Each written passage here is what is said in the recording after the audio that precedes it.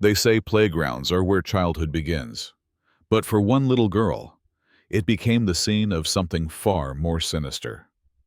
What started as an innocent afternoon turned into a legal firestorm that rocked an entire community. I'm Deputy U.S. Marshal Rafael Morales, and this is the story of how a spray can, a hidden camera, and a 7-year-old girl exposed a suburban empire built on lies. Stay with me. You won't believe how deep this went. You don't expect to fight for your daughter's safety at a playground. Not on a sunny afternoon. Not with juice boxes in one hand and monkey bars in the other. But that's exactly what happened. My name is Rafael Morales. Deputy U.S. Marshal, 39, widow. And father to Lena, my heart, my breath. The one thing in this world that brings me peace after a life lived in the shadow of violence. We had just moved to Glenwood Springs, hoping for quiet, peace. She deserved that. It was Saturday, warm enough for short sleeves.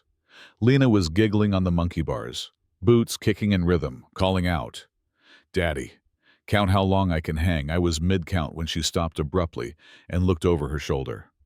A woman in her late 40s, hair styled sharp like her words, was storming toward Lena. "My son's been waiting to use those bars for 15 minutes, she barked. I looked over. Her son was sitting under a tree, absorbed in an iPad. No monkey bars in sight. Lena, all 7 years of kindness, smiled and said, "Oh, I can let him go first." But the woman, Carolyn Withers, wasn't looking for kindness. She was looking for control. Without warning, she pulled a shiny pink canister from her designer purse and sprayed my daughter directly in the face. Lena screamed. Time slowed. I dropped my coffee and sprinted. The air burned with the sharp tang of pepper spray. I wrapped my arms around Lena as she clutched her eyes, sobbing. "What the hell are you doing?" I shouted. Carolyn Withers backed away calmly and said, "She was threatening my child." I acted in self-defense. That was the moment I realized she wasn't just unstable. She was dangerous and calculated. "I'm Deputy U.S.Marshal Rafael Morales," I said loud and clear.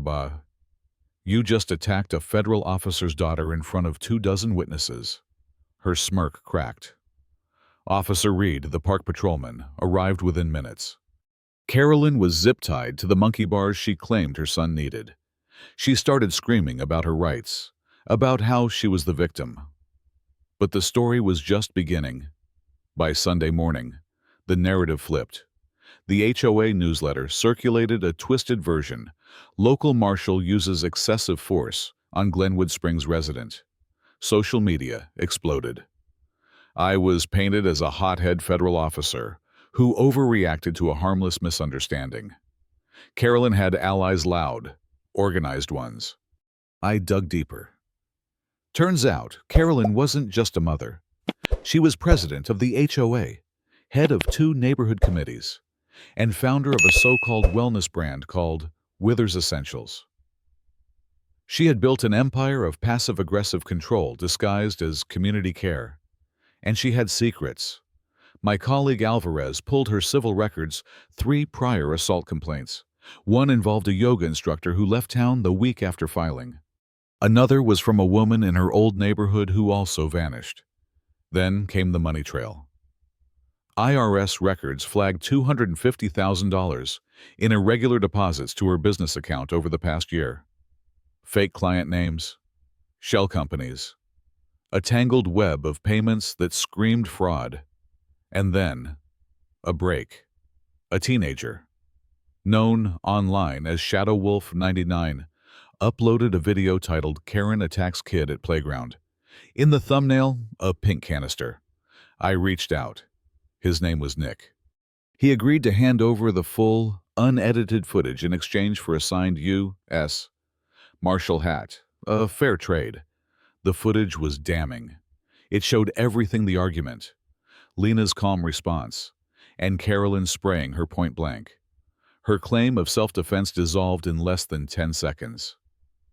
We now had proof. But Carolyn was already spinning the media again, branding herself a victim of political harassment. Then came the threats. Eggs on our porch. Lena's drawings torn and stuffed in our mailbox. Someone left a child-sized hoodie on our doorstep, soaked in vinegar. Surveillance confirmed neighborhood teens recruited and emboldened by Carolyn. She wasn't just hiding something. She was mobilizing a war. Then it got personal. Lena came home from school with a flyer, Motherhood Circle for selected young girls and their mothers. The meeting was being held at Carolyn's house. Lena was invited. I froze. We bugged Lena's doll with a mic and let her attend under close surveillance. What we heard chilled me. The meeting wasn't about parenting.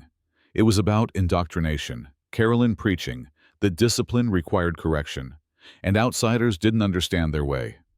That was enough. I presented everything: video footage, payment trails, surveillance reports to the district attorney. Carolyn Withers was arrested and charged with felony assault of a minor, financial fraud, conspiracy, obstruction, and child endangerment at trial. She cried. Her lawyer spun tales about PTSD, stress, and an unfair smear campaign. The jury took 3 hours. Guilty on all major counts. Sentenced to 6 years in prison. No parole for 3. The HOA was shaken to its core. New leadership stepped in. Withers Essentials dissolved within days. The Pure Motherhood Association went dark. Parents who once defended Carolyn stopped answering calls. But there was no celebration. Just peace. Lena slept better. No more shadows in the backyard. No more whispers at the grocery store. On her next birthday, Lena requested a piñata. Can it look like pepper spray, she asked, smiling. I laughed. I said yes. And Nick Shadowwolf, 99. He became a local legend. I gave him the Marshal hat and a medal we normally reserve for civilians who aid in criminal cases. As for me, I was offered a promotion to D.C., full benefits, a desk, a title.